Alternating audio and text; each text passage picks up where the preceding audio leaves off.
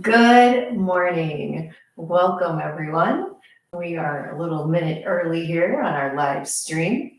This is Tuesday, and Tuesdays at 11:30 a.m., we go live with our Joyful Joynts class. Now, Joyful Joynts has been around. It got its start. It was birthed in Anderson, Indiana, around the Anderson College area, with one of our favorite humans in the world. I'm going to keep giving her some props, Ann Smith. Ann Smith is about to turn 100 years old. She's been on this planet for a full century and is still producing, is writing a book, which is coming out very shortly. And we're going to share with you that link.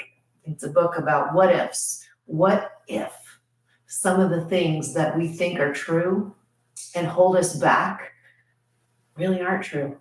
They're just like invisible roadblocks. They're what's that word? They're not real. They're imaginary roadblocks on our path.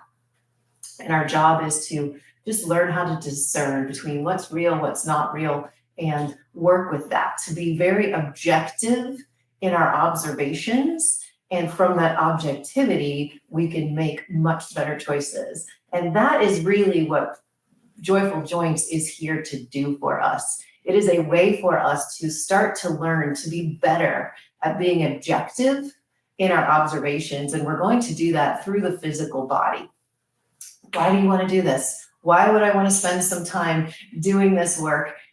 It can become very interesting in your mind. And you might, as we go through the exercises, you might be sitting out there saying, I have no idea what she's asking me to do. I don't know if I'm doing it right. I like classes where the teacher can tell me. Well, guess what? Sometimes the teachers can't see it either. You are your own best observer. So as we go through the class and the exercises of Joyful Joynts, what's important is for you to pay attention to the result. What happens to your body or with how you're feeling when you do X, Y, or Z? So we're going to do a process called assess and reassess, or check and recheck. And that just gives us another step toward becoming this amazing observer that's very objective and who can make choices based on true facts versus what we feel or what we might think. All right? How many of you have ever been told, get that brain out of the way, or don't worry, like think instead of feel, right? Or don't let your feelings drive you. Those are all things that can head us down a path that then can turn into something that is not as pleasant as we would like.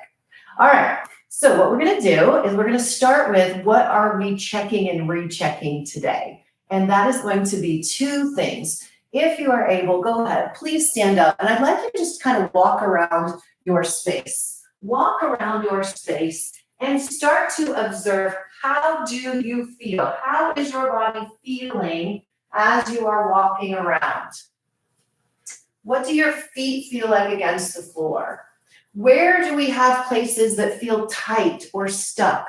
I know a lot of us, just to stand up, can have some tightness in our lower back. That's pretty common, especially this time of year, right? It's fall, we're out maybe raking leaves, or the temperature is going down, so we start snuggling up a little bit more. We maybe move a little bit less. If you're like the squirrels, they're out running around getting their nuts. They're getting ready for the winter. So we're harvesting, we're reaping, and that takes a lot of physical effort. So just notice, how is your body feeling?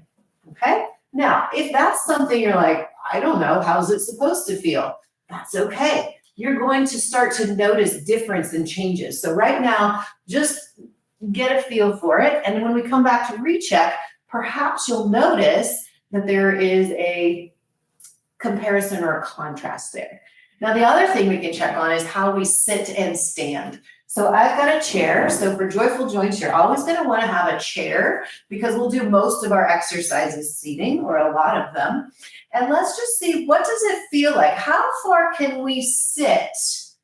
Do you get to a certain point and then past this point we go kerplop, right? That's why we want a good chair that's not going to fall. And then to get back up, how does that work for you?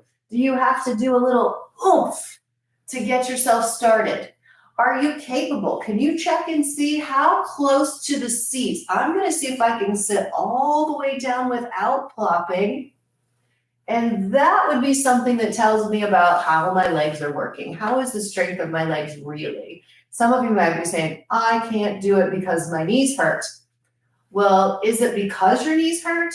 Or do your knees hurt because we lost the ability, the proper strength to be able to get up and down?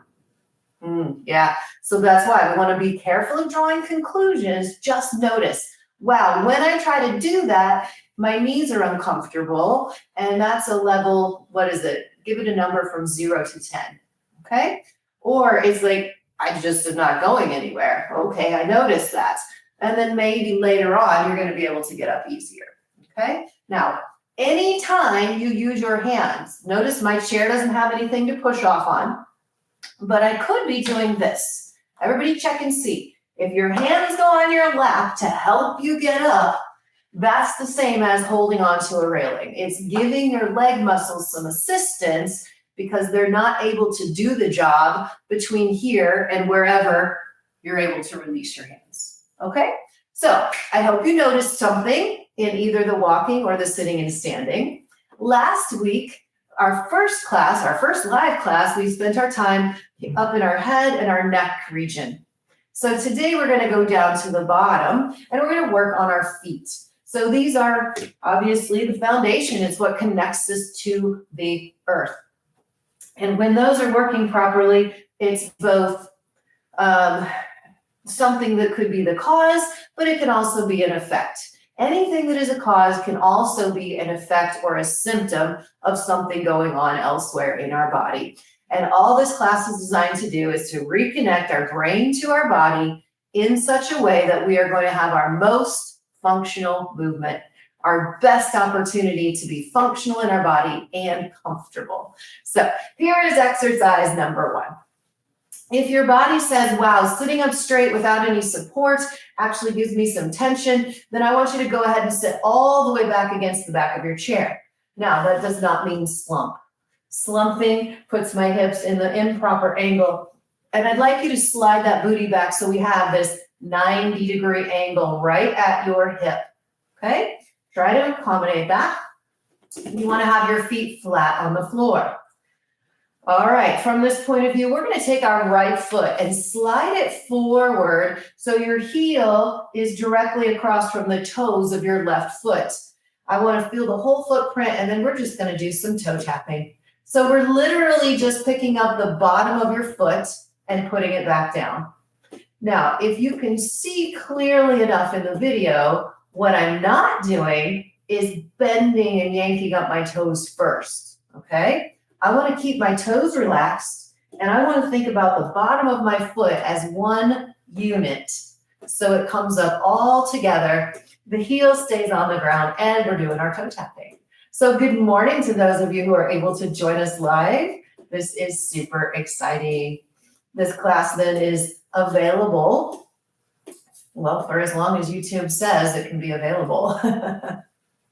Awesome. Tappity tap. Now, if you continue to be tapping your foot, you might be noticing, holy cow, my shin is getting really tired.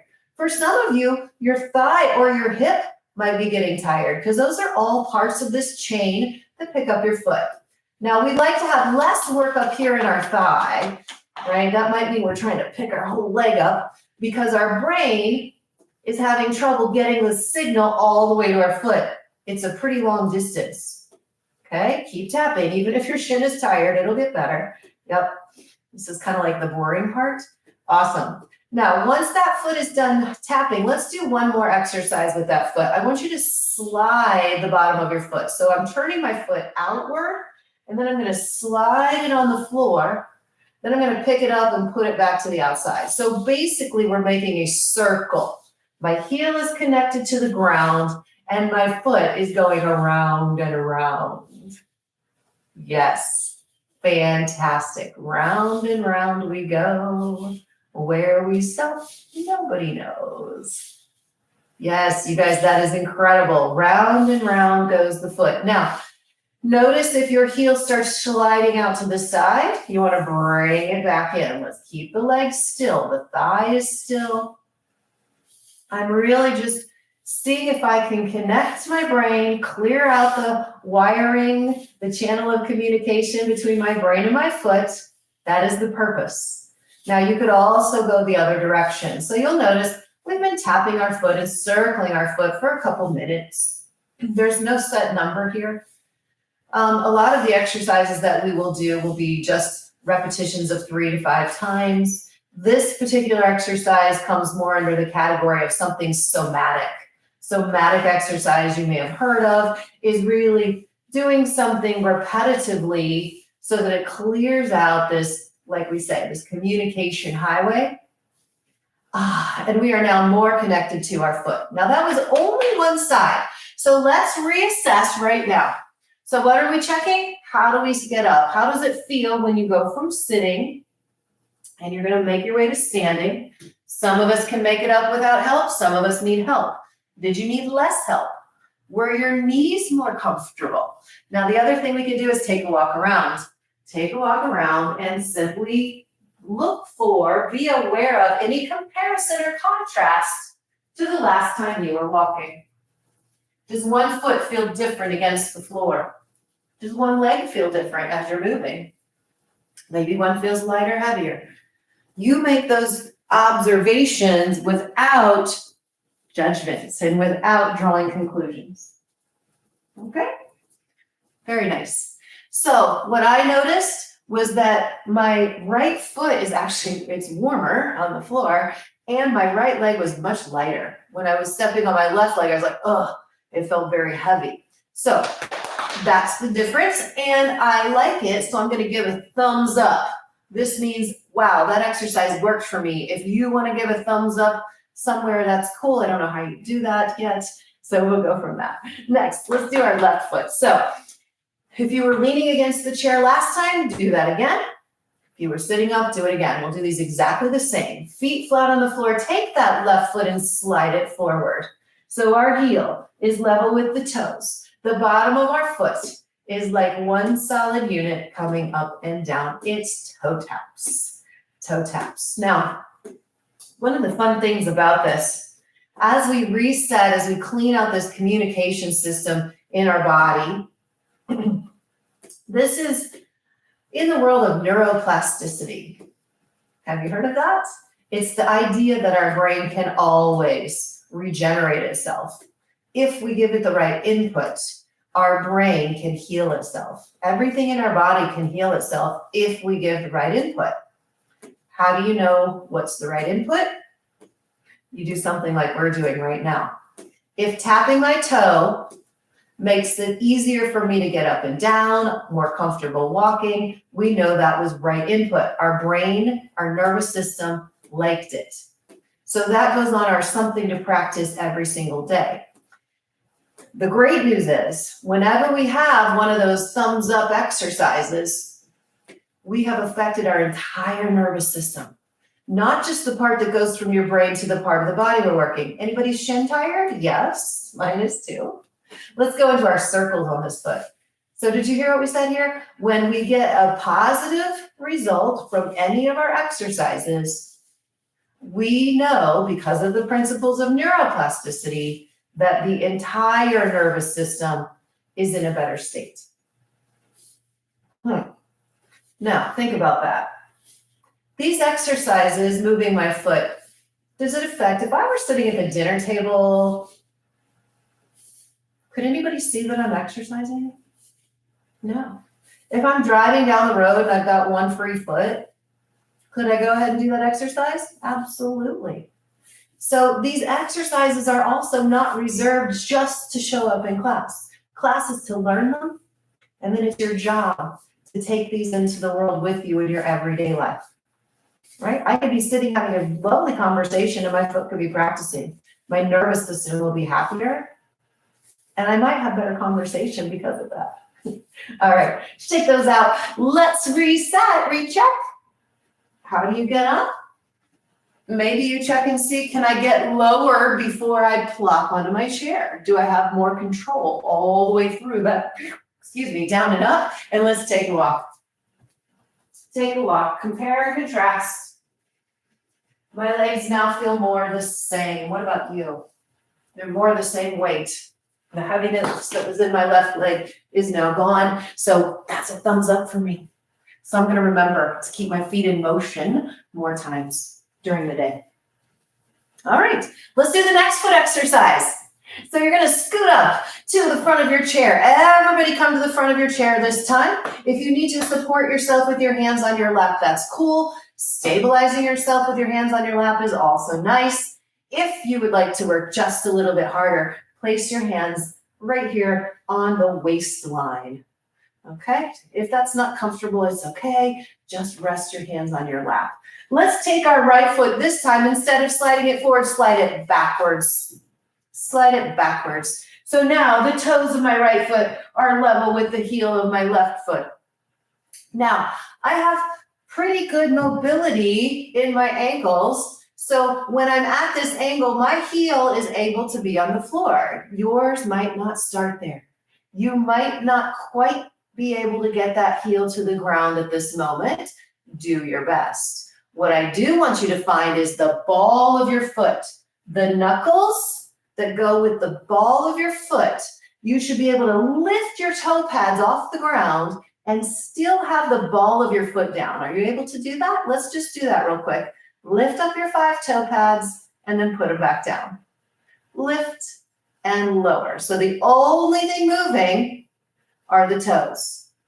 But there's a whole lot of muscles to make that work. Isn't it just fascinating what our body can do? Okay, now gently let the toes rest on the floor. Keep the ball of your foot down, and then let's go up with the heel and back down. The heel goes up and down. Fantastic.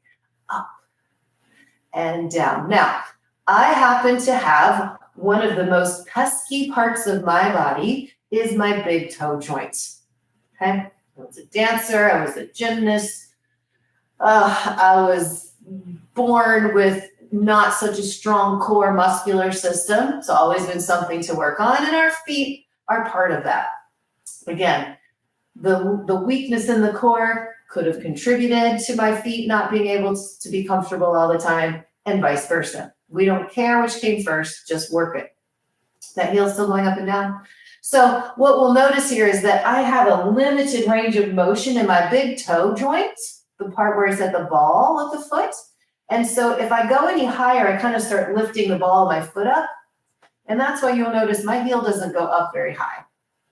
Okay, I'm working within the range of motion that I'm capable of doing properly. Now, next time our heel comes up, let's leave it there. And then I want you to think about your ankle bones. Okay, medical terms, the medial and lateral malleoli. And we're going to let those glide from side to side. I'm letting my ankle glide from side to side while I keep my knee very still. Okay, that's it. Just find that motion side to side. Whew. Now, if you were scrolling along through videos, this video might not look that exciting. But what's really exciting is the effect it has on our body. I used to not be able to move this toe at all. I was completely finished with dancing and all the things. My body is really quite comfortable these days and stronger than it's been in many, many years. Now let's take circles. Circling that heel. So I'm not only moving my ankle in and out, but I'm also going up and down with my heel. So that heel is kind of describing a vertical circle back there. Yes, good. My hand is kind of showing you the track. Okay, good. Now I've got some quivers going on in my body, which I find fascinating. Quivers are generally that spot where we have relax for just a second. Could you think about the nervous system as being like a highway? And sometimes there's a blockage in the road or a detour or some construction going on, and you're not allowed to use those. So we start taking an alternate route. That's what happens when we have injuries or soreness in our body. Can you guys go ahead and we'll start the left foot while we chat about this? Slide your left foot back. Left toes next to the right heel. Let me turn my chair to the other side so you can see better. And we begin. Lift the toes, pads, leave the ball of the foot down, put them down. So just lifting the toes and putting them down. Excellent. So what happens is our brain, we need to move our feet. So if some pathway is missing, if there's a blockage, a construction route, your body's going to find compensation patterns, okay? You're going to find ways to move because you have to. And you might not realize this is happening. Now, leave your toes down, leave the ball of the foot on the ground, the heel comes up and down. And if you've ever been out there, anybody lived around like a construction project that went on for months, potentially years. And so to get from your home to work and back again, you had to learn how to take an alternate route. Then one day that detour is finished, the road is open, but your car automatically takes the detour route. So that's going back to that thought of the quivers. The quivers that we have is our brain remembering the compensation pattern and wanting to do that, but also noticing that the route's open and we could go there and it'd be easier. So your brain is just like calibrating, which one do we want to do? So anytime we're exercising here in Joyful Joints and you feel quivers, have a little celebration because it is it's actually not the new, it's the more efficient movement pattern coming into play. All right, how are we doing with this heel up and down? It seems like nothing again, right? You're scrolling by our video, scrolling by our channel. That is so boring. What are they doing? You got to stop and listen. That's how you know. All right, you ready? Heel up. And our ankle bones, those malleoli, sliding in and out. In and out. It's very subtle. It's not big movements, guys. Yeah. Remember the years of no pain, no gain, or you got to work really hard to make it happen? Here at Joyful Joints, we do the exact opposite. I'm not saying there's not a time to work hard and do things well. However, if it's not balanced with these small movements designed to create awareness, good, then we're less effective, okay? We don't reach our potential and we break down easier. Now let's make this circles. So the heel is going up and down, plus the ankles are going side to side. So that heel is describing a circle, a vertical circle. Yes. Beautiful. And relax. Shake it out. Now you'll notice we did not do a recheck between the right foot and the left foot. We did them both. So let's see. Time to recheck. How is your get up? I found that my heels participated a lot more in the standing this time. So that was exciting. Let's take a walk.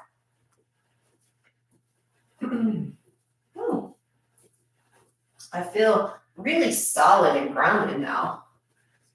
You know, one of the major risks, one of the major fall risks that we have is when our brain disconnects from the backside of our body, and that would include our heels. So what I've noticed in the years and years of working is that a lot of people will have themselves here.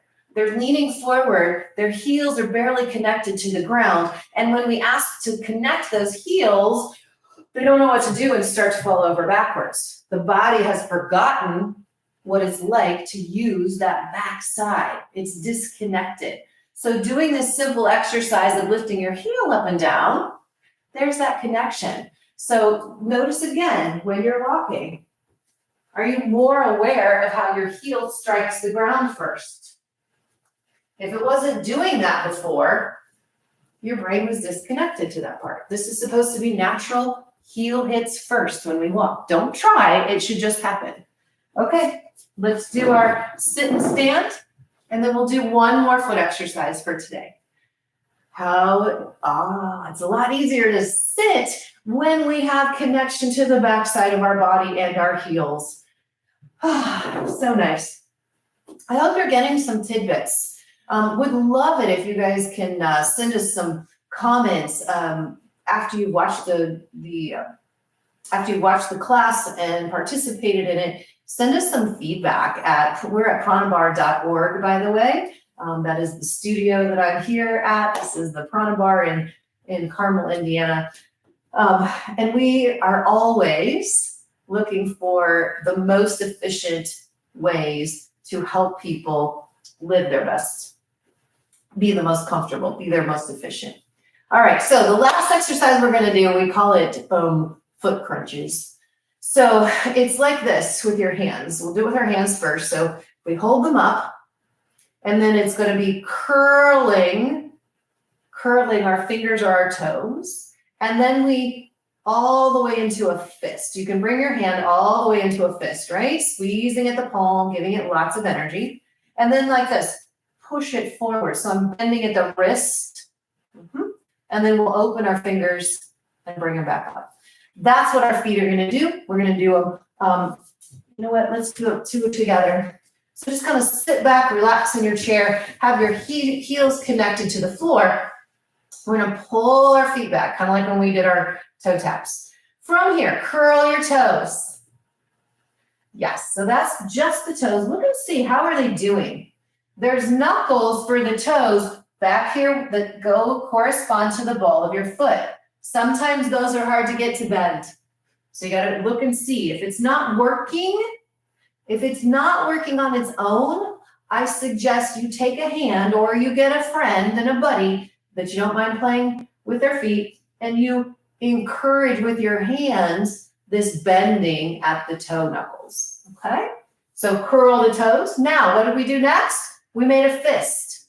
So can you imagine turning your foot into a fist? How do we get the center bottom of that foot to contract?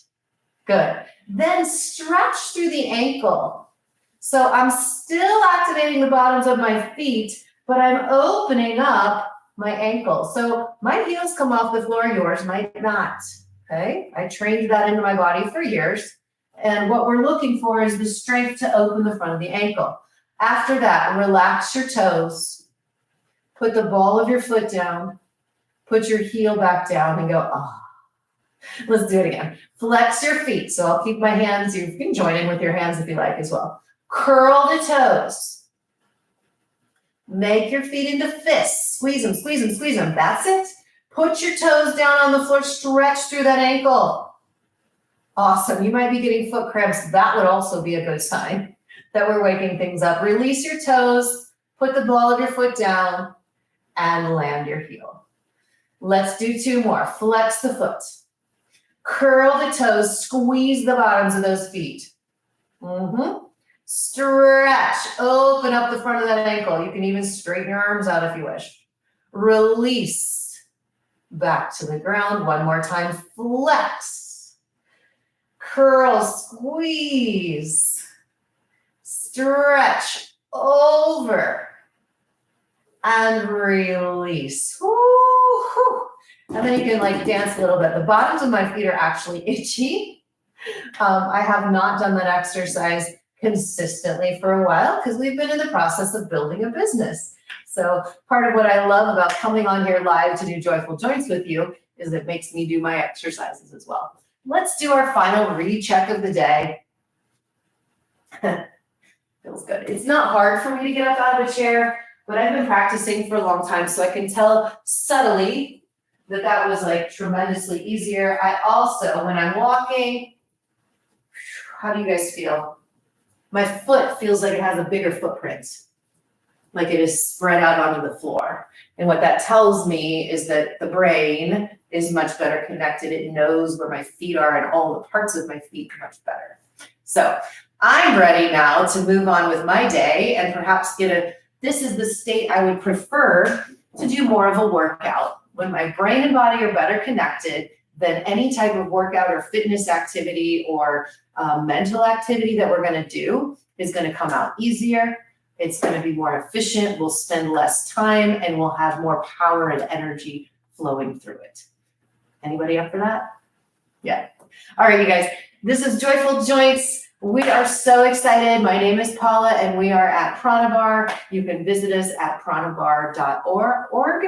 That's pranabar.org. And we hope to see you again next week or sometime in the middle. Thanks, guys. Ciao.